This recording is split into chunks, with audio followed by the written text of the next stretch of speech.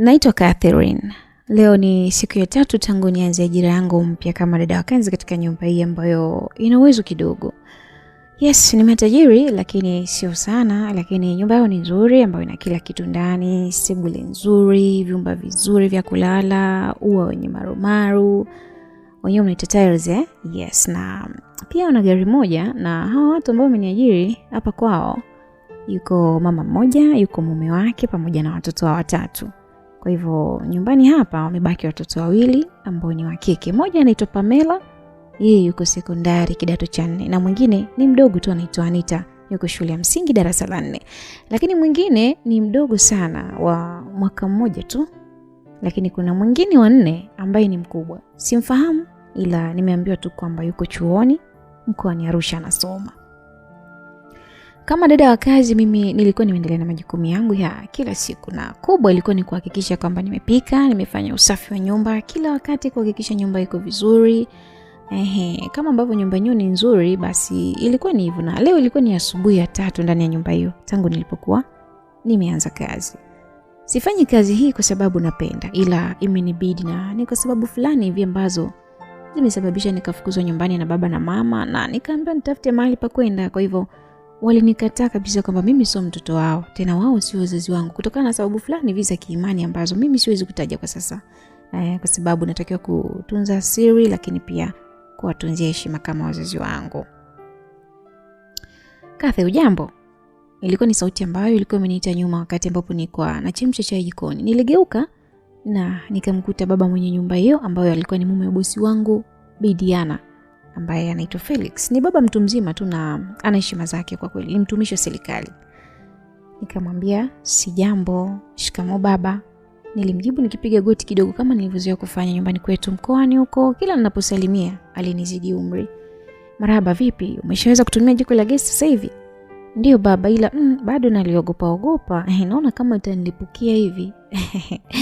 "Pole bwana. Ndio hivyo, halizoeleki haraka. Hata mamako huyu wakati fulani kabla sijamuoa alikuwa muoga hivyo wakati tulikuwa tunaishi pamoja, kabla hata sijaenda kwa kulipa mahari. Anawasha huko anatetemeka, maana alikuwa amezoea mkaa, na akawa nadhani kwamba muda wote kama gesi tamlipukia vile." Kumbe mama naye alikuwa ni muoga kama mimi. Basi nikadhani peke yangu. Jamani, mimi naliogopa. Nani anaogopa? Mara tulisikia sauti ya mke wake ambaye ndio bosi, ambaye alikuwa ameniajiri. Alikuwa amesimama mlangoni. Kumbe alikuwa anatusikiliza tulichokuwa tunaongea pamoja na mumewe. "Amna bwana, nilikuwa namwambia Kathy hapa, maana anaogopa jiko la gesi na amesema alishazoea la mkaa." Kwa hiyo nikamtolea mfano enzi zetu ambavyo nilikuletea jiko la gesi mara ya kwanza ukaogopa kuwasha, unakumbuka? Sikumbuki kama nilikuwa mwoga kiasi hicho. "Weketi, umeshachemshia watoto maji ya kuoga?" Mkeo alijibu akiwa wala hata tabasamu. "Ndio, tayari nimeshachemsha." "Asa unachosubiri nini kuwawekea?" "Nilikuwa nachemshia chai mama, ili nikitoa chai niweke kabisa hapo wanywe wakitoka kuoga." Nimjibu huku mmeo akitoka taratibu jikoni na kutuacha sisi wawili.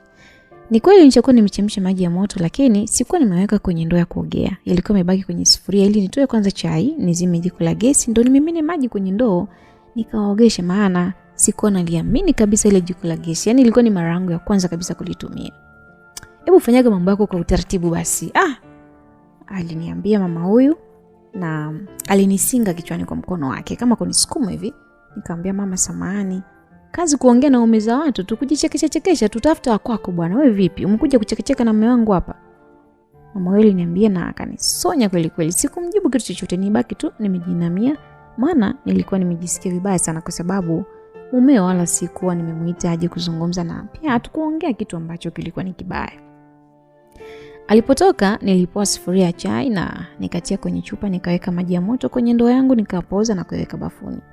Alafu nikasikia, "Keti, hebu njoo huku." Nilisikia naitwa getini, uwanjani kule kabisa. Nikaitika na nikakimbia haraka, nikamkuta mama huyu mwajiri wangu getini. Alikuwa amesimama ameshika kiuno nje ya geti. Kulikuwa na kijana mmoja hivi mrefu ambaye mimi sikuwa namfahamu, alikuwa amesimama. "Mgeni wako huyu?" aliniambia. "Mgeni wangu? Mbona simfahamu?" Nilishangaa, na huyo kijana alikuwa kitabasamu akiniangalia. "Si mchumba wako ambaye unajifanya umjui kwa sababu gani? Au kwa sababu mimi nimefika hapa getini nimemuona?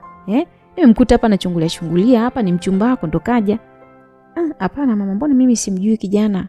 "Wewe kaka unanifahamu kwani? Mbona mimi sikufahamu? Chumba tumeanza lini mimi na wewe?"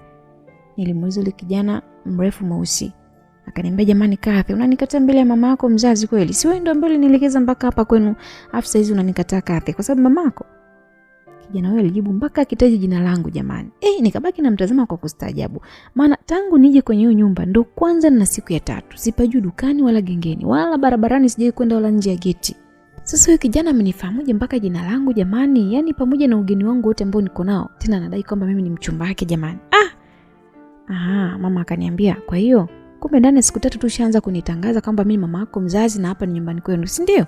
Alizungumza mama huyo akiwa na hasira kweli kweli. Akaniambia tena, nakuuliza wewe mwewe ambaye una haya, mimi mama yako hapa mimi ni mama yako, hapa ni kwenu?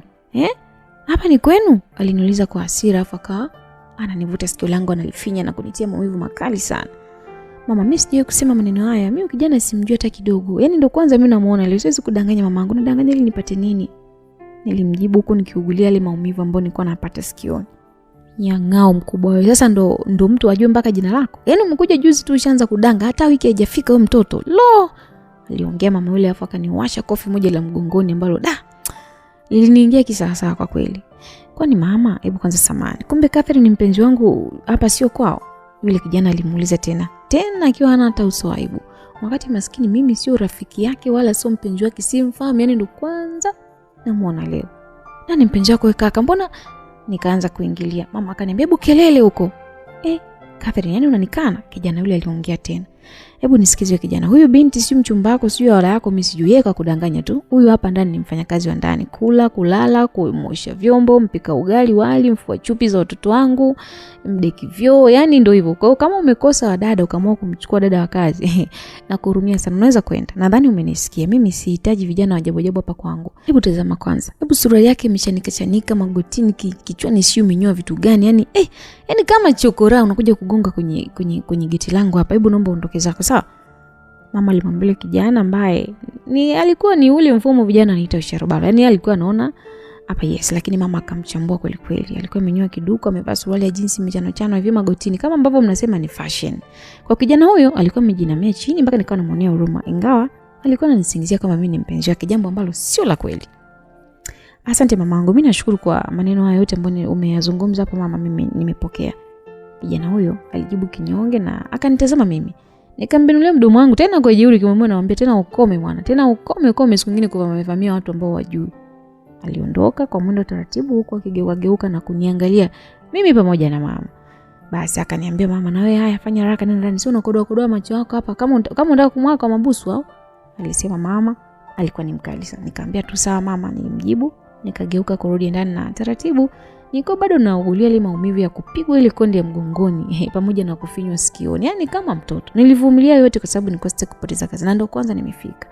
Na hicho ndio ambacho kwa kimenileta mjini. Sasa niko sina ndugu, sina rafiki yote mjini. Niko mimi kama mimi tu. Yani nikula, kulala, nilikuwa napategemea papa ndani. Kwa hiyo ikabidi niwe mpole. Hata kama nimeona kwamba nimedhalilishwa, nitakiwa kuvumilia ili nidundulize mshahara wangu kila mwezi, na nitakapoanza kulipa basi nikifikisha kiasi fulani nianzishe angalau hata biashara yangu, niachane na hii kazi ya udada nyumbani. Wenyewe ni tabaki 3 Basi bwana. So baadaye baba akauliza kulikoni? Aliuliza ambapo alikuwa ametoka barazani, alikuwa amemaanisha kwamba ameona kwa mbali ambacho kwa kiendelea getini, lakini hakujua ni nini kwa sababu alikuwa mbali. Mama akamwambia, si msichana siku ya 3 tukashaanza kupata wanaume na kuwaleta ndani. Tena anatangaza kwa watu kunje eti wewe baba yake, mimi mama yake, hapa eti nyumbani kwao. Nilikwambia mimi msichana mikoani huko mimi siataki, ni mashamba akija mjini yani shida. Hebu angalia sasa. Mama aliongea na ndipo nilipogundua kwamba sio yeye ambaye ameniajiri, ni mume wake, ingawa yeye ndo ambaye alinitafuta. Kweli Catherine, mama ambaye anasema ni ya kweli? Baba aliuliza. Hapana baba, sio kweli. Niliitikia nikatazama chini muda wote huo nikiwa mnyonge kweli kweli. Kwa hiyo msichana, unataka kuniambia kwamba mimi muongo mbele ya mume wangu, si ndio? Mama alikuja juu. Basi Mapamela, tutazungumza baadaye. Nenda kaendelea na shughuli zako, baba aliniambia. Sawa baba, nilimjibu. Eti sawa baba. Mama aliongea kwa kejeli huku akinibania na pua. Akaongelea puani afu akanisonya akaondoka zake. Mimi nikaenda zangu jikoni. Nikachukua glasi ya juisi, nikamimina kwenye glasi alafu nikawa nimeenda kumpelekea Pamela binti huyu mama. Nikamgongea lakini mlango ulikuwa umerudishiwa tu na alikuwa anaongea na simu. Hakunisikia nilipokuwa nagonga. Nikasukuma mlango nikaingia taratibu chumbani kwake. Nikasikia anaongea. Baby, nimekereka sana ujue mamako kanitukana pale getini. Yani nimefanya kama alivyoniambia nijifanye nimekuja kwa ajili ya dada wa kazi, lakini nilichokipata sitasahau. Nilisikia sauti ya kiume kwenye simu yake akiongea kwa mbali. Jamani baby, sorry, sikujua kama umekuja, simu yangu ilizima na nilikupa mbinu hiyo, ila yani lengo langu lilikuwa ni kweli ili baba na mama usijue, ndio maana nikakwambia ukija kama sijafungua mimi mwenyewe akifungua mwingine sema umemfuata dada wa kazi. Sorry baby wangu jamani, nisamee kwamba mama amekwambia. Pamela alikuwa akiongea na mbembeleza huyo rafiki yake wa kiume. Mimi sijapenda hata kidogo na usinitafute mpaka kesho. Jamaa huyo alijibu na kumkatia simu. Nilikuwa nimesimama mlangoni natazama na nikapata mchezo. Pamela kwa hasira sana akaitupa simu ile, na ilikuwa ni baada ya kukatiwa na mpenzi wake, na ndipo alipogeuka kanitazama mimi. Nilikuwa nimeshikwa na hasira baada ya kusikia mchezo ambao amecheza na mpenzi wake na kunisababisha mimi nimetukana kweli na nimepigwa hadi konzi kwa ajili yake. Nikabaki namtazama. Binti yule alikuwa ni mdogo sana. Yaani sawa tu na mdogo wangu wa kike ambaye nilikuwa nimemwacha nyumbani. Umeganda hapo unasikiliza nini? Aliniuliza akikaa kitako. Wewe kijana kumbe ni mchumba wako. Sasa kwa nini mmedanganya mpaka mimi naonekana kama ndo nadanga, sijui kwamba ndo mtu wangu ni mchumba wangu? Nikamuuliza. Sasa mpongiwa nini sasa baada yule kaka kusema kuwa ni mtu wako? Mama yako amenifikiria vibaya na kunitukana. Achana mama bwana, kwani hujamzoea? Hebu nipe maziwa yangu mimi ninywe. Msichana huyo wa miaka 16 tu, mwanafunzi wa kidato cha 4, alikuwa anakaribia kufanya mtihani ya kumaliza elimu ya sekondari. Na ilikuwa ni miezi kadhaa tu ijayo alikuwa anataka kufanya hiyo mtihani. Kwa aliniambia, nikatengesha tu kichwa changu nikamsikitikia, afu nikasogea na kumpa glasi yake ambayo ilikuwa ina juisi baridi sasa, afu nikakaa pembeni yake pale kitandani huku nikimtazama wakati yeye alikuwa anachezea simu yake kubwa ya kupanguza kioo. Kwa kizungu mnaita smartphone gharama yake ni zaidi ya mshahara wangu wa miezi 5. Nikamuita Pamela. Wakati akiwa busy kujibu message za mpenzi wake yule, sio mwanaume wake, akanijibu tusema. Hata hajanitazama usoni. Na akasema mbona wewe bado ni mdogo sana mdogo wangu? Si ungesoma kwanza kuliko kuendekeza hayo mambo ya mapenzi, Hayo yapo, ukimaliza shule utayakuta. Asa ina kuhusu nini? Aliniangalia kwa jicho la dharau hatari. Hainihusu mdogo wangu, lakini nilikuwa nakushauri tu kama dada yako. Mimi na dada beki 3. Wewe si umekuja kufanya tu kazi hapa. Sasa unanifuatilia kitu gani? Nimekwambia mimi nahitaji ushauri. Wewe na ustaarabu wako umesoma mpaka wapi? Mbona umeshakuwa dada wa kazi? Hebu kapiki huko. Msichana huyo mdogo lakini alikuwa na mwili kidogo na shape na kasura fulani amejaliwa kiukweli. Alinikejeli, hafa kanisoni. Ni binti mdogo kama mdogo wangu eti. Maneno ambayo yaliniingia masikioni mwangu na kunichoma mpaka moyoni. Nilijikuta na hasira. Sijui zilikuwa zimetokea wapi. Yaani kama babangu mzazi. Maana naye ana hasira kweli, ukifanya kosa anaweza kupiga hapo. Na chochote ambacho kiko mbele yake.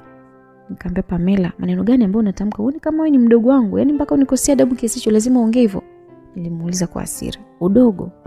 Udogo ndo nini? Sasa kwani wewe ukubwa au udogo ndo unapata nini? Hela au? Hebu toka bwana chumbani kwangu. Mimi naongea na bibi wangu hapa, unanitoa kwenye mood. Aliniambia msichana huyo, nikabaki nikimtazama tu kwa masikitiko. Akachukua glasi yake ambayo ilikuwa na juice na akawa ameanza kunywa. Lakini alipoweka glasi hiyo kinywani kabla hata hajanywa, akasita kidogo. Mimi nilikuwa nimeshainuka nikitaka kuondoka kutoka chumbani. Alitoa ile glasi kwenye kinywa chake na akaniita kwa ishara mkono. Nikarudi kumsikiliza. Kulikoni? Nikamuuliza. Hiki nini? Akaniuliza, akaniinamisha kichwa ili nitazame nywele ambayo ilikuwa ndani ya ile glasi. Nywele hiyo. Kwa hiyo imetoka wapi? Huenda kichwani kwako, maana mimi mbona nimekuja na juice kutoka jikoni sijaona hiyo nywele kwenye glasi. Nijibu msichana huyo ambaye ni kweli alikuwa na nywele ndefu sana, alikuwa amebana na nyingine alikuwa amezichia kwa mbele. Shule kwao alikuwa anaruhusiwa kusuka kwa sababu ilikuwa ni shule binafsi, na tangu natoka nayo hiyo glasi kutoka jikoni mpaka namfikishia mimi sijaona hiyo nywele ndani ya kile kinywaji. Kwa hiyo mimi ndo nimeweka hii nywele au hivi unanichukulia je dada au wewe mchawi? Unataka kuniroga nisifaulu darasani au? Maana nasikia wadada wa kazi wengi nyinyi ni wachawi, yani wachawi afu mnawanga afu na mnaiba wanaume za watu hatari. Pamela. Nilishikwa na hasira sana kutokana na maneno yake ambayo yalikuwa na kejeli. Nikataka kumshika lakini alikupiga mkono wangu ili nisimshike. Kwa bahati mbaya akapiga ule mkono wake kwenye glasi ambayo ilikuwa na juice ambayo ilikuwa imeshatua kwenye stuli. Akawa amekaa kitandani na juice karibu yote ilimwagika kwenye mapaja yake na kumlowesha pamoja na shuka lake, na hiyo glasi ilianguka chini lakini haikuvunjika kwa sababu ilikuwa ni ya plastiki. Mama njoo! Aliita akipiga yoyo huku akisimama na kurukaruka huku akilia kana kwamba sio amepigwa na kitu gani. Pole Pamela jamani, samani sikukusudia, nilijibu nikitaka kumfuta kibukta chake alichokuwa amevaa ambacho kwa kinaonyesha tu mapaja. Acha usiniguse. Mama! Alikuwa mkali, yani akizidi kupiga yoyo mama yake aje. Kuna nini tena Pamela mpaka tupigizane kelele asubuhi jamani? Mimi na kazi zangu zinanisubiri. Mama yake aliuliza huku akiingia chumbani humo. Angalia chonifanya mdada wa kazi, angalia. Nini kwani? Kuna nini? Hebu niambie binti yangu. Mbona umeloa? Si huyu hapa kanimwagia. Kakumwagia kwa nini? Wewe Catherine. Si Catherine, si kitu gani, si jina lako. Hebu niambie kisa cha kumwagia binti yangu hivyo ni nini? Wewe mwanamke wewe, una jina la kizungu lakini mambo ya kishamba kama nini? Kisa cha kumwagia binti yangu hivyo ni nini? Amefanya kosa gani? Mama wao aliuliza akiwa ameshika kiuno, yani kama ameshajiandana na yani vita. Hapana mama, nimemwaga kwa bahati mbaya. Ni kwa tu nimemshika mkono wake ndo. Mama mwongo. Amekuja hapa akawa ananisakizia eti si yule mwanaume kule wa kwangu, sio mume wake, sio nini akanimwagia. Pamela acha uongo, wewe si kelele. Mama Pamela aliniambia kwa ukali kabla hata sijamaliza sentence yangu. Mama yule alinishika mkono na akanivuta tukatoka chumbani kwa Pamela na kwenda jikoni na mwanamama huyo, kisha tulikuwa na Pamela mbali kwa nyumba yetu. Tulipofika mpaka jikoni, mama huyo alichukua sufuria ambayo ilikuwa na maji machafu ya ukoko au ubwabwa. Akanimwagia mwilini maji yote na ubwabwa wake. Nilibaki nimetulia tu nikijitazama huko maji machafu yakinichuruzikia mwilini. Nilihisi kama nataka kulia hivi kwa sauti, lakini sikuweza. Kuna nini huko jikoni? Ilisikika sauti ya baba akiuliza. Kuna nini? Baba Pamela aliuliza, na wakati wote tulikuwa jikoni sisi wote watatu. Tunamwangalia Catherine kama ameumia, maana amejimwagia maji tukadhani ya moto, maana tulisikia yeye jikoni ndio tukaja kutazama. Bahati nzuri kumbe Pamela alikuwa amewahi kutazama mume wangu. Alijibu mama Pamela akimwambia mumewe. Vipi? Unawaza nini tena Catherine mpaka unajimwagia maji kiasi hicho? Aliuliza baba sasa akiwa ameshafika. Sikujibu. Mama Pamela alikuwa niangalia kwenye jicho la mwana ukome. Ole ukiropoka chochote kwa mume wangu utanijua. Amna baba, nilikuwa nanyanyua tu maji kwa bahati mbaya akanimwagikia. Ilibidi nidanganye tu kama ambavyo alisema. Sawa, kwa makini basi, wakati mwingine ukiwa na tatizo lolote usikae kimya. Mamako yupo, mwambie tu sawa. Sawa baba. Nisikia kwa kichwa huko Pamela kutoka jikoni taratibu. Na wewe Pamela, mbona umeloa kwenye nguo yako hiyo? Ni nini hiyo? Alimuuliza. Si huyu dada bwana na maasira yake kaja chumbani kwangu kanimwagia majuisi. Mimi nilikuwa nimemtania tu kwamba nimemwona shemeji yangu hapo nje ndo akawa amekasirika. Pamela aliongea, nikabaki namtazama tu. Nilikuwa na hasira na uchungu mkubwa sana moyoni. Nikajikuta nateremka kwa hasira, lakini nilikuwa sina cha kufanya. Na kazi nataka kuondoka ndani hiyo, natamani hata mdogo, lakini nikitoka naenda wapi? Kweli hayo mambo Kafe? Baba aliuliza tena. Nikamjibu tu ni kweli. Ilibidi nikubali tu kwamba nimefanya kweli ili kuepusha mzozo mwingine baina ya familia hiyo. Maana baba yule alikuwa ni mstaarabu sana, lakini sio mke wake na mtoto wake. Unajua kuna kitu sikielewi hapa, mzee aliuliza. Muulize huyo msichana hapo. Mama Pamela alijibu. Nimjibu mumewe huko akitoka taratibu jikoni akimfuata binti yake. Nikabaki mimi tu na baba mbali nisogelea na kunitazama. Kuna nini kinaendelea hapa Catherine? Naona kama ni picha hivi. Ni nini? Kila kitu kiko sawa baba. Nilimjibu nikawa nimefuata tambara la deki ili nifanye usafi. Kuna kitu unaificha? Baba aliuliza tena. Hapana baba, niko sawa. Ni ugomvi mdogo tu baina yangu na Pamela, ila umekwisha. Hebu niambie, yule kijana ni kweli rafiki yako wa kiume na unamfahamu kweli au ni huyu Pamela? Aliniuliza baba yake akinidadisi kabla hata sijanyanyua kichwa changu kuongea. Nilimwona mama Pamela akiwa amejibanza nyuma ya mlango wa jiko. Alikuwa anachungulia kusikiliza jibu ambalo nitamwambia mumewe. Ni kweli mama hajasema uongo. Ilibidi niseme uongo ili kulinda kibarua changu na nisisababishe mambo yawe mengi, kwa sababu nilishaona hapa ndani kuna moto. Tangu lini jamani? Si una siku 3 tu, mbona umefika hapa Catherine? Mbona hii ni maajabu? Siku 3 ushapata mpenzi wa kumleta hapa ndani? Ni story ndefu baba. Nilimjibu mzee huyo, nikainama na kuanza kudeki taratibu. Basi nisafisha maji ya ukoko ambayo ilikuwa imechafua jiko hilo na nilikuwa nikimwangalia tu mama Pamela, na baba alikuwa amesimama kwa sekunde kadhaa akanitazama kama nitafakari jambo hivi, kisha kaondoka jikoni. Na taratibu mama Pamela baada ya kumuona mume wake ametoka jikoni alirudi. Bahati yako, yani ungemsingizia binti yangu kitu chochote kile leo usingekula umndani, aliniambia. Nikabaki kimya nikimtazama tu huyu mama ambaye haonyeshi hata utu kwangu. Yani sasa sijui nilichomkosea ni nini. Akatoka jikoni na kuniacha nikiendelea na usafi wa jikoni. Siku iliisha na hatimaye usiku uliingia. Ndani ya nyumba hiyo wote walikuwa wamerudi nyumbani kutoka kwenye mizunguko yao kila siku. Baba Pamela na mama Pamela ambaye hakutoka nyumbani leo, Pamela mwenyewe naye hakutoka, na msichana Anita ambaye alienda shuleni na kurudi jioni pia alikuwa amefika. Nilikuwa nikiandaa chakula pale mezani. Pamela, kwa nini usimsaidie dadako? Baba yule alimuuliza binti yake. Dadi bwana, mimi nimechoka, Pamela alijibu. Mwache mtoto apumzike. Siku zote anaenda shule, afu leo katulia nyumbani apumzike. Bado unataka anze kukuruka kara za hapa na kwa nini? Sasa dada kazi amekuja hapa kufanya nini? Si analipo. Si bora asingekuepo basi, alisema mama yake. Hata kama, lakini ndo Pamela akae tu wakati msichana ni binti wa kike huyo, unajua atajifunza nini sasa? Lini atajifunza shughuli za kike, kupika, kufanya kazi? Si msichana si Si ataolewa huyu. Angalia dada wenzie. Wanajua kazi nyingi sana. Sasa si dada nilikuwa namuelekeza hapa. Maisha yanabadilika ujue, alisema Baba Pamela. Kwa Baba Pamela, kusema maisha yanabadilika unamaanisha kwamba binti yangu siku moja atakuja kuwa msichana wa kazi au? Aliongea Mama Pamela wakati akiwa amekasirika sana. Wewe naye umepindua maneno yangu. Mimi wala sijamaanisha hivyo mke wangu. Sasa ulichomaanisha nini? Kumlinganisha binti yangu na binti wa kazi ndo nini sasa? Binti yangu msomi ana akili zake, hebu jifunze basi kumheshimu binti yako bwana. Kwa nini unamfanisha na vitu vya ajabu? Acha kumshushia heshima mbele ya msichana wa kazi bwana. Mama aliongea. Basi mama sawa. Pamela aliinuka mezani. Alikuwa amekasirika sana na akaondoka. Kabaki wakimuita tu alikataa kata kurudi mezani kula. Eti alinuna eti. Sasa hapo babake alikosea nini? Mimi nilibaki tu nimebeba sahani moja ya mwisho ya udongo ambao nilikuwa nikipeleka mezani. Nikapishana msichana huyo ambaye alinigonga begani na nikaangusha ile sahani ikapasuka vipande. Na alinigonga makusudi. Nilibaki nimedua na nilikuwa nimenyosha tu mikono yangu nikijua bado nimeshika sahani, kumbe tayari iko chini imepasuka vipande. Tena sahani yenyewe ni ya Mama Pamela mwenyewe. Anaipenda kweli kulia chakula. Aliinuka taratibu kwenye kiti alichokuwa amekaa na akanifuata. Uso wake ulikuwa umefura kwa hasira. Akanisogelea. Nilikuwa natetemeka jamani. Mume wake alikuwa amegeuka akimtazama mke wake pia. Mama Pamela nilijua kwamba atanizoba kofi zito, lakini alinikata jicho tu. Nadhani ni kwa sababu tu yupo mume wake. Pengine asingekuepo. Kwa ninavyomjua mama huyu, basi ningelambwa hilo kofi ambalo huenda maumivu yake ningelala nayo na kuamka mpaka kesho asubuhi. Au pengine ningeshinda na maumivu mpaka jioni yake. Mwanamke huyo alinama taratibu na kukuta vipande viwili vya sahani yake ambavyo vimevunjika. Akasimama akanitazama. Unajua ulichokifanya? Unajua pia kwangu kitasababisha kitu gani? Aliniuliza kwa hasira. Niseme mama, ni bahati mbaya, sikuwa nimekusudia. Nilimjibu nikimtazama na kisha nikaangalia chini kwa uoga sana. Huu ni mkosi. Yaani umeniletea mkosi mimi na nyumba yangu. Hii sahani nimepewa na bibi yangu, mza bibi yangu upande wa mama. Wewe ione hivi ina umri mkubwa kuliko wewe. Sahani inaniletea bahati kwenye maisha yangu. Sasa wewe leo umeamua kuniondolea bahati zangu zote njema katika maisha. Sasa unachokitafuta binti utakipata. Sijui, nakwambia utakipata. Na sijui utaipata wapi hii sahani nakwambia. Mama Pamela, sahani si zinanunuliwa tu. Yaani maneno yote wakati ni binti watu unajua kwamba amekosea. Sasa unamwambia maneno yote ya nini sasa? Mume wake alimuuliza. Alikuwa hajasikia vizuri chochote kikizungumza kwangu mke wake huyu, maana alikuwa akiongea taratibu ili mume asisikie vitu vingine. Namuonya tu siku nyingine awe makini. Haya, zoa katupe lakini viweke jikoni pale, usivitupe kwenye ndoo atakataka maana na kazi navyo baadaye.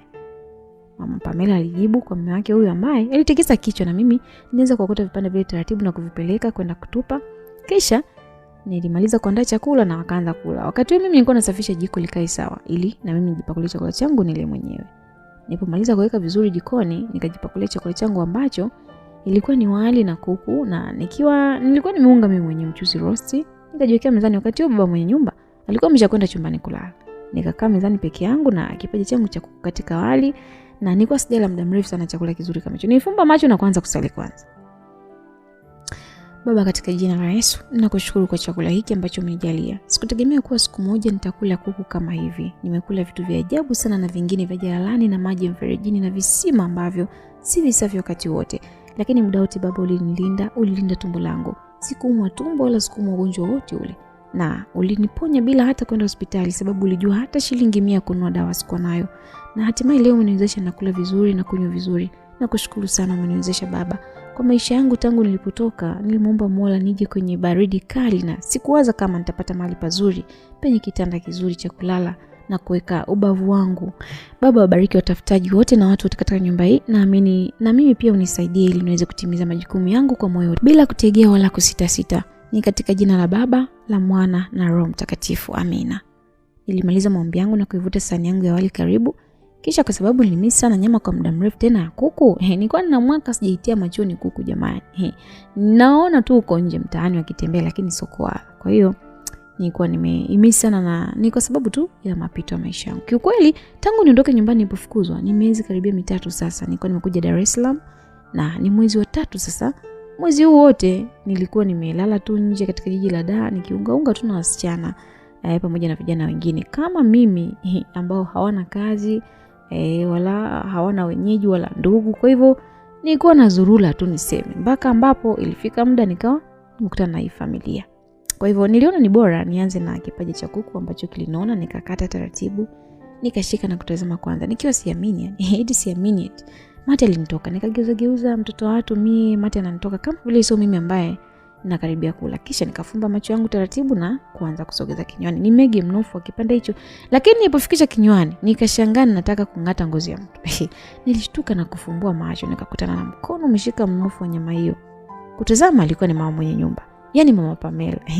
Mkono mwingine alikuwa ameshika kiuno akiwa amenikata jicho kali. Akaniambia, na kuona hapo umetulia mwenyewe unakula kama pozi yote chakula ulichotafuta mume wangu, si ndio? Jamani. Nilibaki tu namtazama mama huyo na alikuwa ameshika kipaja hicho cha kuku ambacho kwa kimenona kweli kweli. Nilikuwa nikimwangalia na kilikuwa karibu na kinywa changu, lakini ndio hivyo sasa hivi siko nacho. Akaniambia, nakuuliza wewe unajisikiaje kula vitu vizuri kama hivi ambavyo hujatolea jasho? Tena hapa sio kwa baba yako wala kwa mama yako, yani kwamba utakula utakavyo. Umekaa tu hapo umetulia, unatabasamu, unakula jasho la watu wengine, si ndivyo? Wala yusiani na wewe kabisa. Wewe una amani kabisa, uogopi? Aliniuliza mama huyo akinitazama kwa macho makali sana. Hapana mama, mimi nimeona tu nikae tu hapa nile kwa sababu. Hebu nyamaza. Haya, inuka chukua chakula chako nenda zako jikoni. Yaani ni yule paka wangu ambaye atanisaidia hata kuinda panya umndani. Maana anaishi muda wote kwenye nyumba na atafia papa kuliko wewe ambaye sikujui, yani upo tu hapa sijui, yani ulikujaje, yani sijui umekwaje, na siku yote ukituamua kutufanyia chochote tutatufanyia tu. Unaweza hata kutuwekea sumu hapa, hebu toka. Mama, nilianza kuongea, mimi sio mama yako wewe binti. Hebu chukua chakula, nenda kapeleke kwenye sufuria. Chukua ugali wa mchana ule na dagaa ule. Kama uliamua kutupa mchana, utajua mwenyewe. Lakini kuna vitembele pale vipo ni binti yangu alikuwa mbakisha mchana Aneti. Kwa hiyo kama unataka nenda ukale, lakini achana na hicho chakula ambacho nataka kula. Alizungumza mama huyu, nikamwambia sawa mama. Nilitikia kiunyonge, nikainuka na sahani yangu ya wali. Huku mtazama naye pia alikuwa akinitazama. Msikilizaji, hii ni simulizi mpya kabisa ambayo inakujia hapa Simulizi Zetu Media. Inakwenda kwa jina la Catherine na huyu ni binti wa kazi. Nini ambacho kinatupeleka kwa binti wa kazi leo? Basi msikilizaji, mimi nakukaribisha sana Ndio kwanza tumeanza leo katika sehemu ya kwanza. Ni hapa Simulizi Zetu Media. Hakikisha umekuwa familia yetu ili uweze kupata mapema sana burudani za simulizi kama hizi. Subscribe channel yetu, lakini pia usiache kubonyeza alama ya kengele ili kupata notification pale tunapoweka simulizi mpya, lakini pia tunapoweka maendelezo. Usiache kulike, usiache kushare, lakini pia kuandika comment yako kwenye kila mwisho wa simulizi ambapo unakuwa umesikiliza ili kusema ni vipi unajisikia. Mimi pia nitakaposoma hapa na kuona maoni yako tunakuwa tunafahamu basi nini tunafanya. Msikilizaji, karibu pia kutufuatilia kwenye mitandao yetu ya kijamii pale Audiomack, TikTok, Facebook, bila kusahau Instagram kwa jina la Simulizi Zetu Media. Lakini kwa ambao unataka kuwepo kwenye familia yetu kubwa kabisa pale WhatsApp, basi karibu sana. Tuma ujumbe kwenye namba yetu ya 0757567253. Sema bwana, mimi nataka kuwepo hapo kwenye group, na mapema sana utakuja pale kutana na wenzako wapenda burudani za simulizi kama hizi. Mimi naye kusimulia simulizi, jina langu naitwa Tutu. Msikilizaji, twende pamoja mpaka tutakapoweka koma kufahamu kwani Catherine binti huyu wa kazi anataka kutuambia kitu gani. Karibu sana msikilizaji, na tunaendelea pale ambapo tulikuwa tumeishia. Basi nikatembea kama mgonjwa na kwenda kuweka jikoni kile chakula. Nikachukua hotpot ambao ulikuwa na ugali wa mchana ambao ulikuwa mgumu sana, umekauka yani kama kaukau, maana ulikuwa haujafunikwa, na alikuwa amekula yule mtoto wa Aneti. Kwa hiyo alipofungua alikula. Nikapakua, kwa hiyo baada ya hapo nikapakua dagaa ambao nilikuwa nimeunga mchana ambao ulikuwa na mchuzi. Kwa hiyo nilikaa hapo jikoni na kuanza kula taratibu ugali mgumu ambao ulikuwa unanikwama shingoni. Kwa masikitiko nilikula hivyo jikoni, lakini nilijikaza nilipokumbuka neno moja tu ambalo lilinijia kichwani muda huo. Heri kula chochote kuliko kulala na njaa. Nikajikuta na umaliza ugali wote ambao nilibakiza kidogo sana. Nikashushia na maji, kisha nikaosha vyombo vyote ambavyo vilibaki. Sikutaka kulaza chombo chochote kile. Baada ya hapo nilitoka taratibu jikoni, nikarudi sebuleni ambako nilimkuta mama huyo akiwa amekaa na binti yake wakitazama tamthilia kwenye televisheni. Ndio unaenda kulala sio? Aliniuliza. Mama akamwambia ndio. Umeshiba lakini? Aliniuliza huko binti akiwa amekunja nne anachezea remote, ananitazama kwa dharau kama nini yani. Ndio mama, asante. Okay, usiku mwema basi. Kesho saa 11 kuamka, si unajua ni Jumapili, si ndio? Ndio mama, najua. Kwaheri, aliniambia. Nikageuka taratibu na safari kuelekea chumbani kwangu kwenda kulala ikaanza. Huko tumbo lilikuwa linanivuruga kidogo tu kutokana na kula chakula kigumu afu cha baridi. Lakini nilikuwa najikaza tu kisabuni kwa sababu kazi zote nilimaliza kwa wakati kama kawaida yangu, na mimi siwezi kulaza kazi. Kwa hiyo nikasema tu wacha nikapumzike. Nilifika na nikajitupa kwenye kitanda changu hicho ambacho ni kidogo na ni kifupi pia, na neti yangu nilikuwa nayo ilikuwa matobo hivi, lakini nilishona mwenyewe viraka vile ikawa vizuri. Nikatamani kusali kwa ajili ya kulala, lakini mawazo yaliniandama sana kichwani kwangu. Nikakosa hata nguvu ya kupiga goti kusali kwa jinsi ambavyo mambo yaliyokuwa napitia pale ndani kwa siku chache tu tangu nije. Basi bwana, kwa hiyo nilijikuta nawaza mpaka nikapitiwa na usingizi hapo, na sikushusha hata neti wala sikuwa nimepanda kitandani, yani ile vizuri, nilikuwa tu kama nimejiweka tu. Nilikuja kushtuka saa 7 za usiku baada ya kwa nimegongewa mlango ambao niliufunga kwa ndani kwa funguo. Nilinuka na kwenda kufungua taratibu nikiwa nimelewa na usingizi, na nilikuwa napepesuka kama mlevi. Macho yalikuwa mazito kweli kweli. Nikaushika mlango huo, nikaufungua, nikakutana na msichana Pamela alikuwa amesimama mlangoni ananitazama. Unalala kama umechukua na bibi yako kwenda kwenu kuanga. Hebu kazime TV huko na taa za sebleni, maana mimi nishajichokea zangu na zangu saizi kulala. Nye. Yaani Pamela, umeshindwa kuzima televisheni na taa sebleni mpaka uje kuniita. Si ulikuwa hapo hapo? Sasa unafikia 50 ambayo utalipwa kila mwisho wa mwezi ni ndogo Hiyo ni hela ndogo, si ndo kazi yako hiyo? Alijibu binti huyo, aliondoka taratibu kwa maringo. Nikashusha pumzi. Nilikuwa nasikitika tu, kisha nikaenda sebleni nikazima TV ambayo alikuwa hajazima kweli, na pamoja na taa, na nikaenda mpaka mlangoni sebleni nikafunga mlango ambao aliuacha ovyo. Aliuacha kama ulivyo, yani ulikuwa wazi. Ikabidi niufunge. Alafu ngarejea chumbani taratibu na nikajibuka kitandani, nikawa naangalia kutafuta usingizi kwa mara nyingine ambao nilihangaika kweli kutafuta, kwa sababu hapo nilikuwa nimepata na mawazo mengine. Nikaja kulala saa 10. Nilivyolala nilikuwa ni kama nimeinama na kuinuka, nikashtuka na tikiswa kwa nguvu sana. Weka hebu amka, unalala mpaka sasa hivi kwa nini? Kwenu hapo mtoto wa kike saa 11 ndio ushaamka, nitakukata mshahara mshenzi wewe. Nisikia sauti na niambia, nipotazama na macho yangu uchovu mazito kutokana na kutokulala vizuri, nikakutana na huyo mama mwenye nyumba, mama Pamela. Kwa nini saa ngapi mama? Nimuuliza kiuchovu. Leo mimi nimekuwa sawa kutani eti? Aliniuliza, alikuwa amejishika kiuno. Samani mama, sikulala vizuri jana, najisikia vibaya, sikujua kama ni wewe. Nilimjibu na nikawa nimeamka. Kwa hiyo ulijua nani mama yako au kwamba mama yako anakuja kuamsha hapa? Hapa sio kwa mama yako, hapa ni jeshini. Wakati wote gwaride, hebu amka fanya haraka. Aliniambia, alikuwa ananipiga mapajani hivyo anavyoniamsha, yani ile unafahamu amka inaenda na makonzi. Kama mama naamka ndio uchangamke, ujaje kulala hapa wewe. Wewe vipi? Mume wangu anasafiri, akichelewa basi utatoa wewe la tiketi. Alisema mama huyo na aligeuka na kutoka chumbani. Baba anasafiri tena. Nitaishije mimi jamani? Maana akiwepo yani at least hata najua gani niangalia kwa jicho la upendo. Anaondoka, nabaki na hao wawili. Basi nilitoka taratibu na nikaenda sebuleni mpaka nilimkuta baba akiwa ameamka na alikuwa akipita kuelekea bafuni. Shikamoo baba. Nimsalimia, nikainama na kukunja goti kama kawaida yangu. Marhaba, vipi? Mbona umeamka mapema? Na kazi nyingi za kufanya. Sasa hivi. Sawa basi. Safari njema baba. Nani mkwambia kwa na safari? Mama. Mbona saa ngapi na wewe ndio kwanza unatoka chumbani kati mamako yuko nje huko? Alikuja chumbani kwangu kufanya nini? Alikuja tu kuniamsha. Kukuamsha kwa ajili ya nini wakati mimi nasafiri? Yaani mimi nasafiri, sihitaji mambo mengi, hata sihitaji kitu chochote. Nahitaji vitu vichache tu ambavyo yeye anaweza kuvimaliza. Kwa nini mkuamsha? Amna baba, hata hivyo ndo muda wangu wa mimi kuamka. Sema wewe tu wago naamka mapema unioni. Nilimjibu baba, na tukiwa tujamaliza pale kuongea nikamsikia mama anasema, "Wewe kafe, hebu mwekee babako maji ya kuoga. Sio unasimama tu hapo." Aliongea maana aliona nimesimama na nilikuwa nimesimama, lakini hakuwa anaona kama niko na mume wake, kwa akawa tu ameongea. Nikasema tu sawa mama, nilimuitikia, nikawa nataka kwenda kumwekea baba maji ya kuoga. Baba akasema acha. Nikamwambia baba, kwa nini? Nitaweka mwenyewe. Alijibu, akainuka na maji na kwenda nayo bafuni. Mimi nikarudi na kumtazama Pamela. Nilimkuta akiwa sebuleni amesimama, ameshika simu yake kubwa akiwa anapangusa hivi. Alionekana kama anachati kwenye magrupu ya WhatsApp. Sijui maana nilisikia sauti za kurekodiwa. Alikuwa anasikiliza yeye mwenyewe anazituma sijui. Hivyo basi baba alipotoka kuoga, arudi chumbani, akawa amejiandaa. Mkewe alikuwa bado yuko sebuleni, busy tu na simu. Asubuhi tu mimi nikaanza kufanya shughuli zangu za usafi pale wa nyumba. Kwa hivyo ndo nilikuwa nafanya hivyo. Kwa hiyo sio nyumba ambayo ni kubwa sana, ni katikati tu kwa na imudu. Baba Pamela alipomaliza kujiandaa, alitoka sebuleni, alikuwa amevaa suti yake nzuri na tai, na alikuwa ametoka kwenda kwa ajili ya safari yake hiyo ambayo ni ya kikazi. Akawa amebeba begi maalum la kiofisi inaitwa briefcase, ilikuwa jeusi hivi. Alisimama akimtazama mke wake ambaye alikuwa amekaa kwenye sofa. Saa 12 kasoro ya asubuhi, anaperuzi tu kwenye simu. Sijui ameamka kumwandaa nini mume wake. Lakini nilipomtazama baba kwa makini, nigundua kuwa tai yake ilikuwa haijakaa sawa.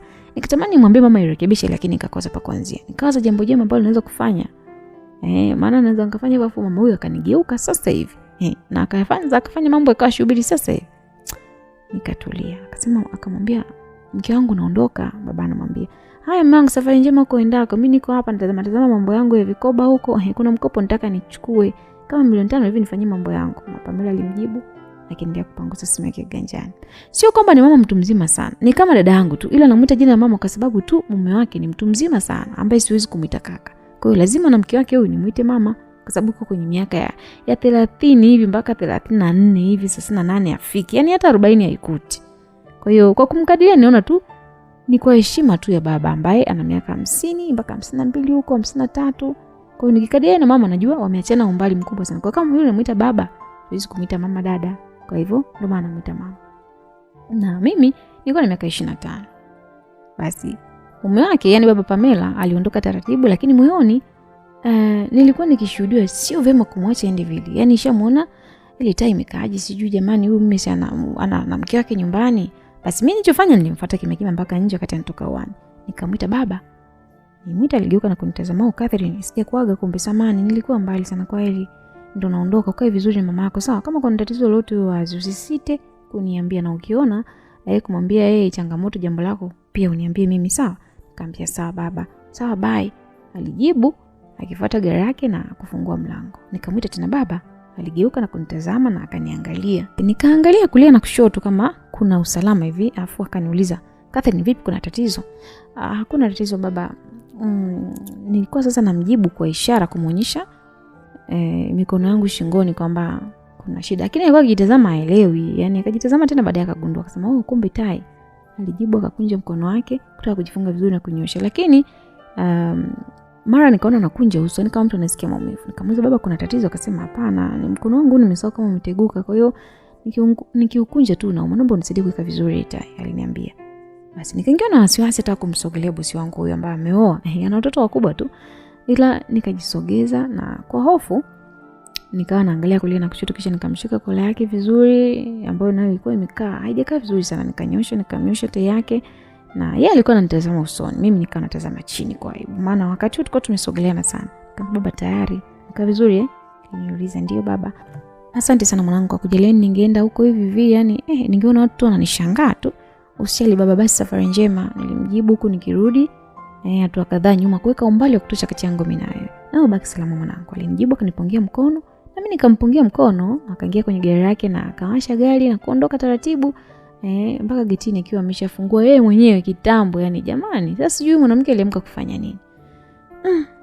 Basi baadaye nikasikia sauti ya mtu akiguna nyuma yangu wakati nampungia mkono baba. Nilikuta ni mama Pamela. Alikuwa amesimama, mikono ameiweka tumboni, yani anatikisa miguu yake ya kulia, na nikazia macho yangu kasema sijui ameona mimi wakati nimemsogelea mume wake, si nitauawa leo ndani.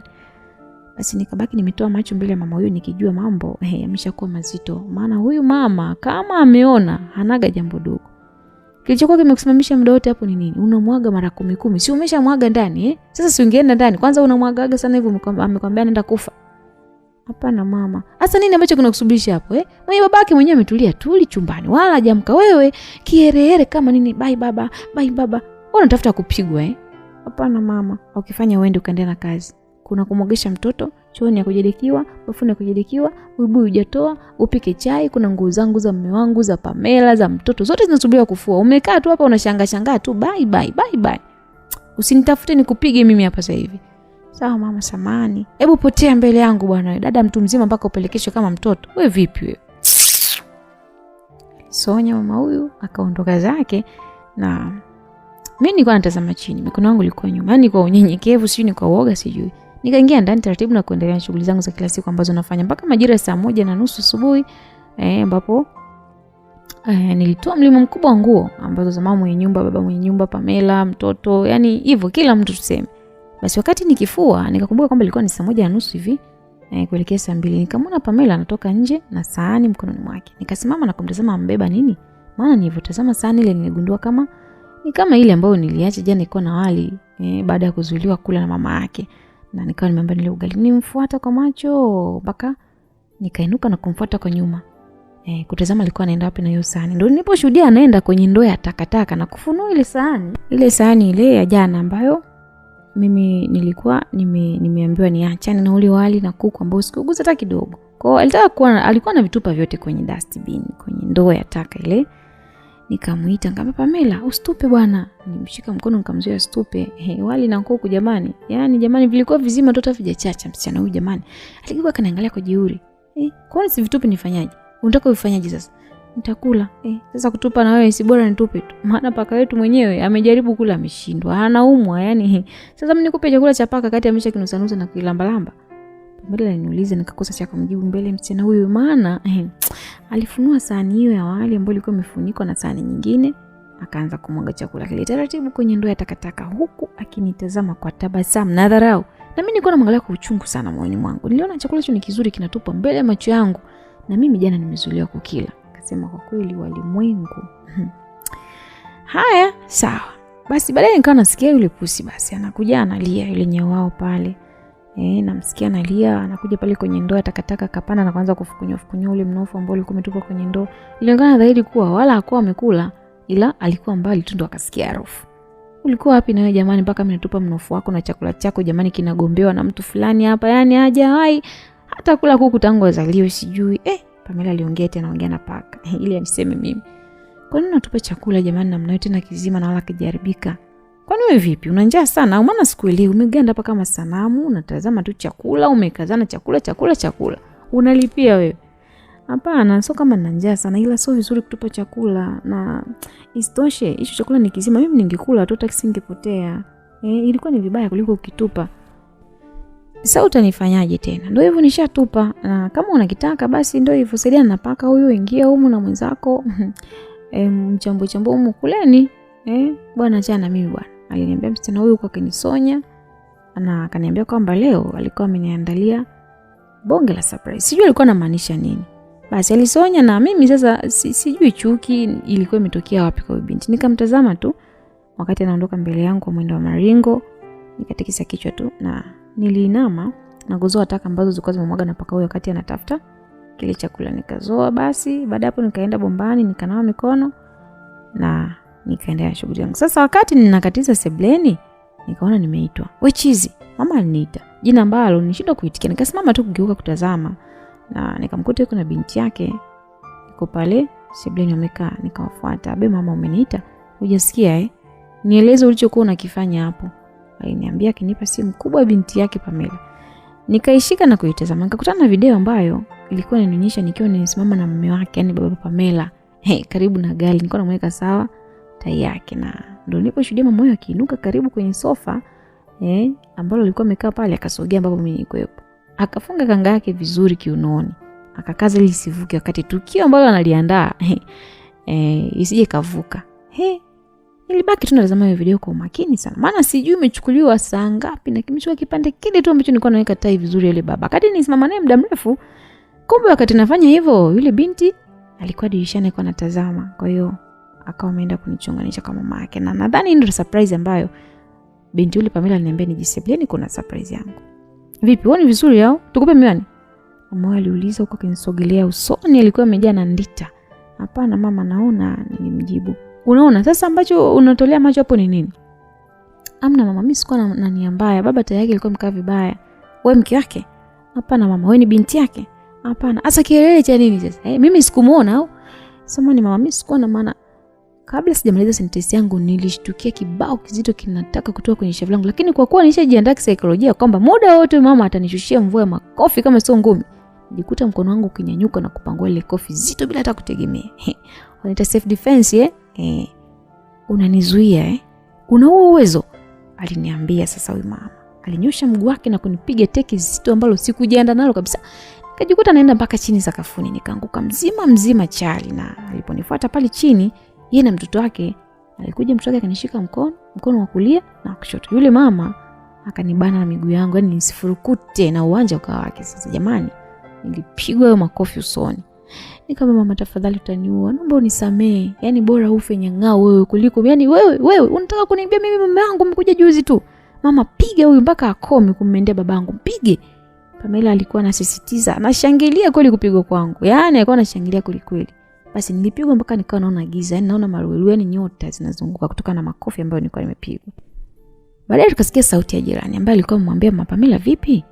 Mbona unampiga mtoto hivyo, utamuumiza jamani? Alikuwa ni mama mmoja jirani alikuwa ameingia akawa amemkimbilia Mama Pamela na kumshika mkono anamzuia asinipige. Niache nimuue mwizi mkubwa anaume za watu huyu. Pamela aliongea kwa hasira kifurukutani, alikuwa anataka kuja kunipiga. Sasa huyu mama amemshika. Basi mimi nikainuka haraka pale chini na Pamela alikuwa bado amenishikilia mkono mmoja. Nikamsukumia kwenye sofa nikakimbia zangu nje haraka mpaka getini. Nilikuwa nimeshika usoni na maumivu kuliko kwenye kwa sababu ya yale makofi ambayo nilikuwa nimeachiwa. Na nilikuwa nimeachiwa alama pia. Hasa kwenye mashavu yangu na uso. Nilikuwa nimevimba.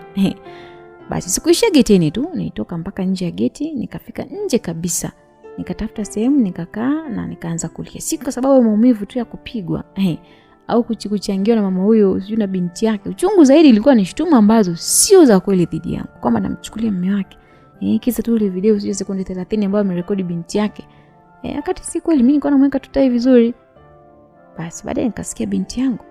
Nisikia nikiitwa, nikaona uso wangu ambao ulikuwa umejaa machozi na katazama nani ambaye ameniita hivyo. Kumbe alikuwa ni yule mama jirani ambaye alikuwa amenikuwa na kipigo. Nikaitika, nyamaza usilie, sawa? Acha tu nilie mamangu. Yaani mimi kwa sababu sina pa kwenda, sina pa kuishi, ndio maana ninyesika namna hii. Nilimjibu nikimuinamia na nilikuwa naendelea kulia. Tu nyumbani kwangu mara moja. Kwa leo tu sawa? Hapana, asante, una haja kujishughulisha na mimi. Mimi niko sawa, tu nimeshazoea haya mamangu. Naomba uje kwangu, maana mama yako yule bosi amedai hataki kuona kwake tena. Akikukamata kwamba atakuua. Nitalala tu popote mamangu, sijisumbue kwa ajili yangu. Mimi sijisumbui, nakuomba kama mama yako, ingawa si mzazi, lakini nikikuona na kuchukulia kama mwanangu, naomba tuongozane kwangu. Naomba kuniambia kila kitu, alafu tutafute mbinu ya kusaidiana, sawa? Basi nikatafakari, nikamwambia sawa, nikamjibu. Nilimjibu vile, basi niliinuka taratibu na alinisaidia kunishika mkono taratibu, tukaanza kutembea kuelekea kwake. Haishi mbali na nyumba yake, ni mita kadhaa tu kutoka pale. Tulipofika, nikaa kwenye sofa, akamtuma dada yake wa kazi ambaye anaitwa Asia aniletee maji. Msichana huyo ni rika langu, lakini alionekana mdogo wangu, alikuwa kama na miaka 24 hivi mpaka 26. Alikuwa anaonekana tu kama mdogo, lakini kwenye umri tulikuwa kama tunachua. Alikuja na glasi ya maji akanipa, kisha kaenda zake. Pole sana mdogo wangu, jisikie uko nyumbani. Mimi naitwa Christina, ukipenda niite Datina. Ni jirani tu na Mama Pamela hapa. Sijawahi kukuona, wewe ni mgeni? Ndio dada, nasikia 3 tu kama sio 4. Naomba kwenda basi msalani mara moja. Sawa, pita kule. Alinielekeza kwa mkono. Nikainuka na kuelekea msalani, kati yake akiwa ameingia chumbani kwake kupokea simu iliyokuwa inaita. Nilipofika msalani nikamaliza haja yangu na upande wa pili kulikuwa na bafu. Kuna mtu alikuwa anaoga. Wakati nikifungua mlango nitoke, sasa nikawa nasikia sauti. Binti anasema, "Baba jamani, niache, nitakupa usiku bwana, mkeo yuko saizi." Nikawa namsikia mdada wa kazi wa nyumba hiyo ambaye anaitwa Asia anaongea kwa kudeka. Nikachungulia na kumkuta akiwa anavutwa na baba mmoja mtu mzima ambaye kwa haraka bila kuelezwa ni mtu ambaye niligundua kwamba ni mume yule mama ambaye ameleta pale nyumbani kwake. "Njoo bwana, nikubusu kidogo bwana, usiku mbali baby." Mzee huyu alimvuta Asia, lakini kwa bahati mbaya yule mzee aligeuka na kuniona nikiwachungulia mlangoni. Yule mzee alishtuka, labda akahisi kwamba ni mke wake, sijui, kwa kuwa alikuwa jeniona haraka akamwachia dada wa kazi ambaye hakutaka kumwacha baba huyo, alikuwa mbaki tu amemngangania mkono wake. "Vipi kwani babe?" Asia aliuliza kwa mzee huyo. Akawa anamwambia kwa ishara, kisha akafungua mlango wake bafuni na haraka alihofia kwamba mimi labda ni mke wake, na mimi nikatoka zangu chuoni taratibu, yani kama sijui ambacho kwa kinaendelea. Basi yule msichana wa kazi alinitazama kwa jicho kali wakati napita pale, na bila hatukusemeshana kitu chochote kile. "Wewe," aliniita. "Abe," nimwitikia nikageuka na kumtazama. "Ole wako kaseme, ya nyumba hii acha papa, sawa?" "Nisombea kiasi hicho bwana." Nilimjibu, nikaendelea na safari yangu mpaka sebuleni. Nilimkuta yule dada Tina akiwa amerudi amekaa kwenye sofa. Basi mimi nikakaa kwenye sofa jingine. "Ulikunywa chai asubuhi kwani?" "Hapana dada, sijanywa, ila usihangaike, mimi sijisikia hata kula." "Kisa yule?" "Bwana hapa utakula tu. Yaani hapa mimi ni kama dada yako, sawa? Mimi ndo nimesema utakula." Basi mama huyo aliniambia, akamwita dada yake wa kazi Asia, na kwa adabu kabisa msichana huyo alikuja, akamwagiza kwamba aletee chai ninywe. Msichana huyo kwa taratibu na mapozi mengi akaanza kuniandalia chai. Yaani kama anataka kama hataki. Nadhani vile aligundua kama mimi ni dada ya kazi kama yeye, kwa akawa anaona namhudumia tena huyu kivipi. Basi mimi nilimwonea wivu dada huyu wa kazi kwa jinsi ambavyo amepata bosi mzuri wa aina yake, mama mpole, ana kauli nzuri, ana utu. Mpaka nikajuza kwa nini sasa Asia anamtendea jambo baya kama hili? Yaani kwa nini sasa anatembea na mume mama huyu? Tatizo nini? Ni mume mwenyewe au Asia? Nikatamani kujua kilichojiri, ikibidi basi nipate muda kukaa na huyu Asia nizungumze naye kidogo. Basi yule baba alitoka akiwa amejiandaa tayari kwenda. Akatukuta sebuleni mimi pamoja na mke wake yule mwanamama Christina au Tina. Basi mimi nikainuka tu kumsalimia. "Mume wangu, huyu ni dada wa kazi hapo jirani yetu kama Pamela. Atakuwa hapa leo tu kwa sababu ya matatizo ambayo amepata kwa bosi wake. Kesho bosi wake akiwa sawa nitamrudisha kwa sababu hana kwa kulala. Nimeona nimhifadhi tu siku ya leo. Unamwaminije kama ameiba kwa bosi wake hapa akija kutubia tena itakuwaje? Baba huyo aliongea akionekana kuchukizwa na uwepo wangu. Hapana bwana, sio mwizi huyu, dada ni mzuri tu. Mke wake alimjibu mzee huyu ambaye alinikata jicho akinitazama tangu nyoyoni mpaka kichwani, afa katikisa kichwa. Akaendelea na safari yake kwenda kazini. Tukabaki mimi na Datina sebuleni. Dada, kuna kazi yote nisaidie huko ndani? Wewe ni mgeni bwana, pumzika. Asia yupo atamaliza kazi, mbona hata sio nyingi huko ndani? Hapana dada, sijisikii kukaa hivi. Hamna hata vyombo jikoni. Sijui, kaangalia labda pita pale.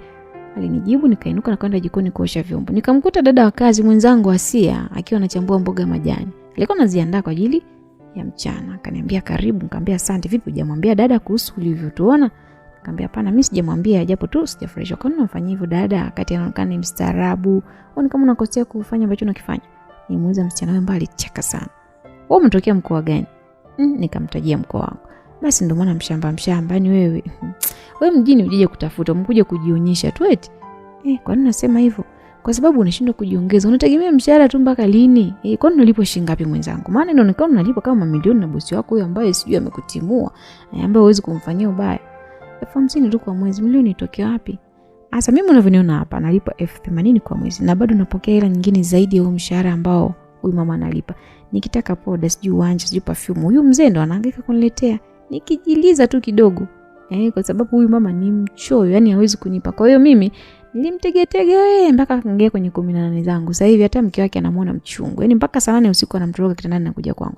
Kwa hiyo humu ndani nina mishahara miwili. Sasa wewe unadhani mimi nitakondeana kama wewe? Hebu jiangalie ulivyokondeana mwenzangu. Jiongeze basi nawe. Hawa watu tumewakuta tu mjini na tutawaacha. Watumie tu hao, hawana hata maana, mchune tu. Nikaguna. Nikatafakari maneno ya Asia. Kwa kiasi fulani ilianza kuniingia akilini. Kathe, mara niliitwa na Datina mwenyewe.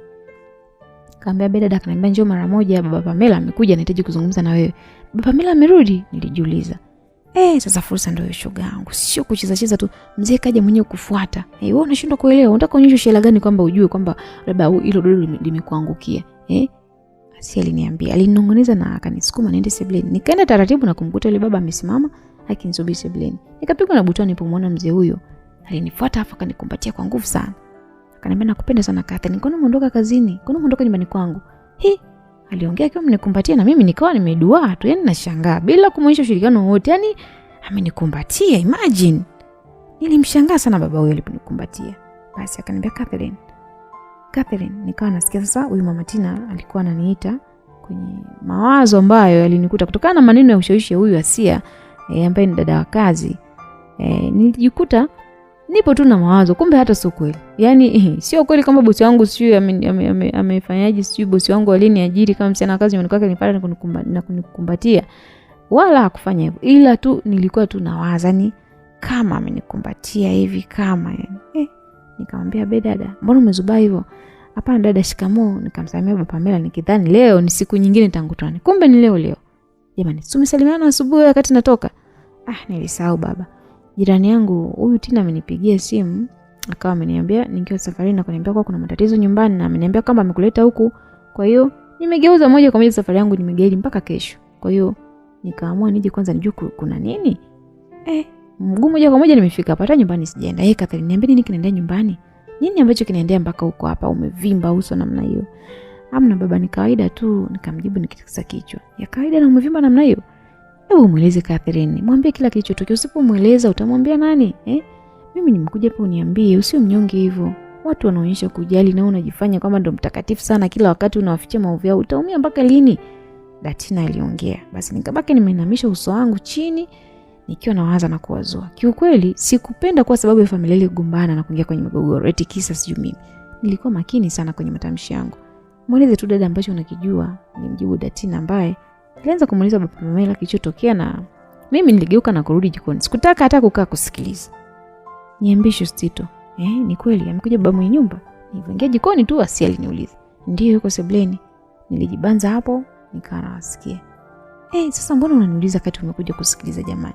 Si unajua tena Catherine ni umbea tu, yani hata ufanyaje lazima huyo akamatwe. Hapo nimejikamatisha mwenyewe tu kwa kauli yangu. Vipi? Utafanyia kazi ushauri wangu? Huyu baba anaonekana anakujali. Huo ni mpaka amerudi kwa ajili yako. Mimi sijui nifanyaje. Nilimwambia msichana huyu mwenzangu ambaye aliingiza mkono kwenye gauni lake akatoa simu kubwa nzuri kabisa ya kupangusa ile. Wenyewe wanaita simu janja, si ndio? Ama smartphone. Inafanana na yule msichana Pamela kwa kila kitu. Sasa mimi sijui, yani kama mpaka ndani mkubwa na nini, sikuwa najua. Akaniambia unaona hii simu ni 3,500 kanunulie huyu mzee. Yani hata huyo mke wake ana simu kali kama hii. Anatumia simu ya tangu mwaka juzi tena ya 100,000 tu. Mambo kama haya huwezi kuyapata usipochangamkia fursa ndugu yangu. Usizubai mjini hapa. Mara tukasikia Catherine. Niliitwa na Datina na kabla asijamaliza kunipa hizo risala zake nazo nifundisha. Basi haraka akarudisha simu yake mfukoni kabla bosi wake huyo hajaiona. Ni kwamba hafahamu kama ana hiyo simu. Nikaitika, "Be dada." Nilimwitikia, nikageuka nikamtazama. Akaniambia bosi wako anauliza kuwa utarudi naye nyumbani saa hizi ama kesho. Aliniuliza. Nikatulia kwa sekunde kadhaa nikiwaza cha kumjibu. Wakati huo Asili alikuwa akinifinya jicho kichinjini niseme kesho. Nikamwambia tu kesho nitarudi. Okay, basi ngoja nikamwambia maana hata mimi niliwaza hivyo leo lale hapa kwangu afu kesho urudi kwake ili hali yao ikiwa imetulia ndo urudi. Vipi uji kumwaga? Aliniuliza. Basi nikataka kumjibu kuwa nakuja, nikamwona Aisha akinifinya tena kwamba nikatai kwenda kumwaga. Huyu Aisha huyu. Hapa anamwambia tu siku vizuri, nilikataa kwenda kumwaga baba Pamela. Basi kwa ushawishi wa Asia ambaye sikuwa najua lengo lake ilikuwa ni kwa nini amesema nikatae. Sikuwa najua. Sawa, ngoja basi nikakuagia nimwambie kwamba utarudi kesho kwake. Sawa dada, nimwambia dada huyo ambaye anaitwa Datina. Basi sawa, hapo sasa shosti hapo umecheza. Aliniambia akinipongeza na kunipiga. Nikasema ni sasa kwa nini sasa? Hapo muonyesha ujasiri, yani wakususa kwanza. Bosi wako yule ataondoka na mawazo kuhusu wewe kwa nini umekataa hata kumwaga? Hata uko serious sana, yani unamaanisha. Pili, ataumisi uwepo wako. Yani leo siku ya leo huko lazima kiwake kati yake na mke wake. Chanzo kikiwa ni wewe na ugomvi wenyewe utakuwa umenoga. Kwa sababu gani ujue? Kwa sababu wewe haupo, mzee yule atakuwa mkali balaa. Yani leo kwake atakuwa mkali mpaka huko chumbani ugomvi. Alafu sasa nikwambie kitu kuhusu kesho. Asia aliniuliza wakati niko namsikiza kwa makini maneno yake ambayo alianza kunijengea picha fulani hivi nyie. Basi nilianza kutafakari ambacho kwa ameniambia Asia. Nikilinganisha na maisha ambayo naishi kwa yule mama pale, Pamela, mtoto wake. Nikawaza hivi, kwa nini hata nisimpindue kama uwezo ninao shepu ninayo. Ukarimu ninao. Yani yule mzee ndo kabisa ananiamini na wala hana mashaka na mimi kabisa. Nikajiuliza kwa nini nisimuishi kuwa mimi ni msichana ambaye naweza kufanya maji yakawa maziwa. Na nikampindua yeye. Yeye ndo huyo mke wake anaweza akawa dada wa kazi. Tena anaweza kumfanya aondoke kabisa afu mimi ndo niwe mama mwenye nyumba. Ajifunze adabu yule mpuuzi. Maana ajui maana maisha. Analeta tudharau tu. Kesho nini? Nikamjibu sasa. Huyu binti Asia ambaye alikuwa ananiuliza unafahamu mpango wa kesho? Akasema sasa kesho ukipambazuka usijifanye kwenda haraka kwa yule mzee sijui wewe jicheleweshe umsikie shosti. Jizungushe hapa mpaka saa 4 sio saa 5 huko asubuhi. Haki ya Mungu nakwambia usipomwona yule bosi wako kaja hapa tena kukufuata. Mimi sio Asia. Na akija jua ameanza kukupenda. Matendo anaongea zaidi, usisubiri mpaka utamkiwe kwa mdomo wewe nawe. Wanaume hapo hivyo siku hizi hasa wanaume za watu ambao wana nyumba zao upo. Asia aliniambia. Nikashusha pumzi ndefu huku nikimtazama na maneno yake na ushauri wake ulikuwa umeanza kuniingia kisawasawa kulikweli moyoni mwangu mpaka kwenye maini, yani bandama mpaka filigisi plus kisasi. Huyu baba akija mbona huyu mama kazi anayo. Basi bwana. Hiyo siku ikapita. Sasa tunarudi siku ya pili, shughuli zikawa zinaendelea kama kawaida ndani ya nyumba ya huyu mwanamama Msamaria mwema ambaye amenisaidia na kunihifadhi nyumbani kwake. Siku nzima alikuwa ameniokoa basi kutoka kwa yule na mama Pamela. Mama ambaye hana hata chembe ya utu ndani yake, lakini kwa huyu mama jirani mambo yalikuwa ni tofauti kabisa, maana anajua kuishi dada wa kazi. Mpaka nikajikuta namtamani huyu Aisha kama angehamia kule nikotoka mimi na mimi nihamia hapa. Lakini singewezekana, kilichopangwa kwenye maisha siku zote lazima kitokee. Basi nilikuwa nimepewa dawa za kumeza, kutuliza maumivu, kupaka usoni. Basi usiku ulivyoingia, basi sasa ile usiku uliingia na baada ya kazi zote za kutwa nzima nilikuwa nimemsaidia Asia kidogo kazi zake pale. Tukawa tuko mezani tunakula. Mama huyu pamoja na watoto wake wote walikuwa wako shule za bweni wanasoma. Kwa hiyo alikuwa yeye tu na mume wake na dada wa kazi. Baada ya kula Asia alitangulia chumbani kwa huyu dada. Datina nilikuwa nimebaki naye sebuleni. Akaniambia vipi bado unajisikia vibaya? Nikamwambia kidogo, dawa zimenisaidia sana asante. Sina hata cha kulipa Datina. Usijali, kama umechoka nenda kapumzike, kesho asubuhi tutaongozana wote kwenda kwa huyo mama Pamela na baba Pamela tukashughulikia swala lako. Kama utaki au kama yule mama hakutaki basi aseme wazi ili julikane utaenda wapi na utafanya nini baada ya hapo, sawa? Nikamwambia dada sawa, basi mimi nashukuru, ngoja nikapumzike. Akasema nawe pia usiwazi, ulale vizuri tu. Kesho ni mingine na haya ni mapito tu hapa duniani. Nikamwambia sawa dada, Najidai, lakini mbona ulali? Akaniambia namsubiri mume wangu, ananichanganya tu hapa, nampigia simu tangu saa 1 mpaka saa 5 apokee wala message ajibu. Hata sielewi mpatwa na nini. Kaambia pole dada, atakuwa yuko njiani anarudi. Basi nimjibu nikaondoka taratibu kuelekea chumbani ambako nimkuta Asia kitandani akiwa busy na simu. Nikaanza kubadilisha nguo, nikavaa kitenge nilichopewa na Datina. Nivae wakati wa kulala ambacho nilipanda nacho kitandani. Akaniambia huyu dada ameshaenda kulala au bado yuko sebuleni? Asia aliniuliza hivyo, akimaanisha bosi wake, yani Datina. Nikamwambia nimemwacha sebuleni anamsubiri mume wake, anamtafuta kwenye simu apokee sijui message ajibu simu. Akasema kwani uko busy anachati na nani? Au ndo vipi yani? Akanitazama akaniambia yani Asia, akasema mimi nachati na wewe shemeji yako, mume wa huyo mwanamke ambaye yuko sebuleni, ambaye ajibu message za mke wake. Tulikuwa na chat na mimi. Akasema yuko supermarket usiku, nimemwagiza kitu usiku huu mjini, anakutafutia nini, zawadi au? Unashangaa? Lazima nishangaa, yani nini kinamsumbua baba watu mpaka aseme kwa mke wake, yani asiseme hata kwa mke wake, asipokee simu na mke wake yuko nyumbani. Bibi, mambo ya mke sio nini Asia, haya mimi hayanihusu. Kila mtu pambana na hali zake. Sawa hayanihusu, ngoja mimi nilale. Tena ujifunike shuka mpaka kichwani. Asia alinijibu, simu yake ikaita, nisikia sauti ya yule mzee. Yani mama Datina. Bibi, umpata zawadi nilokuagiza? Asia aliongea akiwa na deka. Nimepata baby, ndo narudi. Mzee alijibu, poa basi fanya haraka maana mkeo ambavyo anakungoja hapo sebuleni mpaka najisikia hivyo. Natamani yani siku moja na mimi ndo niwe nakungojea kama hivyo sebuleni, nikupokee mabusu mazito, mapenzi ya kujificha. Jamani, nimechoka. Usijali Asia mpenzi wangu, vuta subira tu. Haya basi baby, alijibu Asia, na mzee huyo alikata simu. Nikabaki namtazama tu huyu msichana mwenzangu huyu. Nikatikisa kichwa. Nikasikitika, nikageuka upande wa pili, nikavuta shuka. Basi nikaanza zangu kutafuta usingizi ambao ulikuwa mbali sana. Wakati huo alikuwa anaendelea kuchati na wanaume wengine tofauti tu. Sasa nikiwa katikati ya usingizi mzito, tena ambao nimeutafuta kwa tabu sana, nikasikia kama naamshwa hivi kwa kutikiswa. Vipi? Nijibu kichokozi huku nikigeuka. Amka bwana Catherine, mwenzako na shida. Shida gani tena? Kwani saa ngapi sasa hivi? Saa 7:30 aliniambia. Nikazidi kutikisa kichwa, lakini nikaamka nikakaa kitako. Kwani kuna nini? Nilimuuliza. Akasema mume anakuja chumbani kwangu, ana shida na mimi. Nilikuwa naomba utoke chumbani afu nitakushtua tukimaliza shida zetu basi. Saizi Asia? Nikamuuliza. Akaniambia ndio yuko mlangoni hapo ananisubiri, fanya haraka basi nawe Kathe. Nikamwambia tu sawa. Basi nimjibu, nikaingia kitandani taratibu, nikaanza kutoka kinyonge huku nikiwa nimeelemewa na usingizi. Nikatembea na pepesuka, nikafungua mlango na nikutana mzee huyo baba mwenye nyumba akiwa na bukta tu juu. Nikamwambia shikamoo, lakini hakunijibu. Tukapishana mlangoni. Yeye akaingia chumbani kwa Asia na mimi nikatoka taratibu. Mlango ukafungwa. Nikawa nimebaki tu nimesimama tu kuna sinzia napiga hesabu hapa. Usingizi ulikuwa nao usio hata nikamalizia. Basi nikapata akili kwenda sebuleni. Nilipofika nikajitupa kwenye sofa la watu watatu na kuanza kuvuta usingizi kama kawaida, lakini usingizi uligoma kabisa. Nikawa na kazi ya kutafuta upya yani nikaanza kupata kwa shida sana. Afu tena nikasikia sasa naitwa, "Hey Catherine, kulikoni?" Nilisikia sauti huku nikitikiswa. Nikageuka kutazama, alikuwa ni Datina. Dada. Nilimuita. Nikakaa kitako kwanza, nikashtuka. Mambo yameshavurugika nini? Nikasema napita zangu naenda msalani, nashangaa kukuta hapa sebuleni umelala kwenye sofa. Vipi? Nikasema nimeona tu ndani kuna joto, nimeamua kujipumzisha hapa. Chumbani joto, kwani hamjawasha feni? Nimeamua tu dada. Nimeona tu nije nikae huku. Nilipata gugumizi ya ghafla, maana nitasemaje? Wewe huo ni mbwa hapa, hebu inuka bwana twende. Nikamwambia huyo Aisha, anashindaje kuwasha feni wakati ipo? Kama yeye anapenda joto ni yeye, lakini sio kwa Tesa wenzake bwana. Joto lote ile feni ipo, kwa nini mimi nimenunua feni mwenyewe bwana? Datina aliniambia, akanishika mkono kuninyanyua, yaani tuelekee chumbani. Chumbani ambako yuko yule bwana. Wewe. Haya bwana msikilizaji, ni Catherine sehemu ya kwanza, binti wa kazi huyu ambaye alikuwa ni binti mzuri kabisa.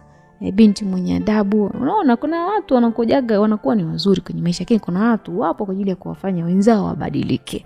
Sijui nini itakuwa msimamo wa Catherine, yale vitu ameambiwa na msichana mwenzake Asia atafanya hivyo ama la. Lakini pia unafikiri anatakiwa afanye mkomeshe madhao, au wewe unaonaje? Drop your comments hapo chini. Hii ni sehemu ya kwanza tu ya Catherine na hapa ni Simu Zetu Media. Wakati wote nyuma mic niko hapa, jina langu naitwa Tutu. Ni mapema sana, tarudi katika sehemu ya pili. Kwaheri kwa sasa.